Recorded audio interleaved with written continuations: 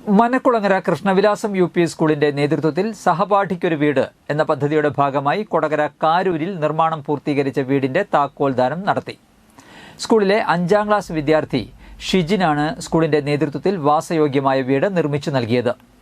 പ്രധാന അധ്യാപിക PS Seema, project coordinator Sanal K എന്നിവർ ചേർന്ന് താക്കോൽ കൈമാറി.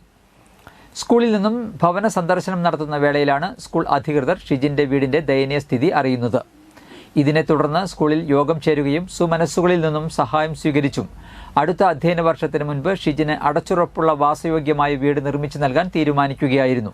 School manager B Sadanandan, Dinesh Parameswaran, staff secretary Ajayakumar, senior അധ്യാപകൻ നെൽസൺ പോൾ, SSG അംഗം റോസിലി തോമസ് തുടങ്ങിയവർ സംസാരിച്ചു.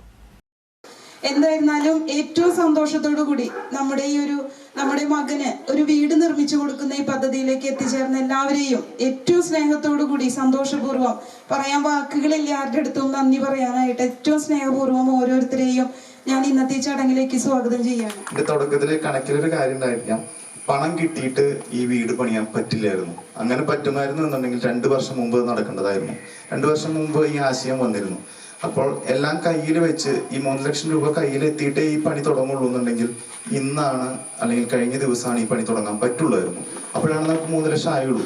പക്ഷേ ഞാൻ ടീച്ചറോട് പറഞ്ഞു, നമുക്ക് ആദ്യം ഇനീഷ്യൽ എമൗണ്ട് 50,000 രൂപ വെച്ചെടുത്ത് ഞങ്ങൾ 1 ലക്ഷം രൂപ പണി തുടങ്ങി.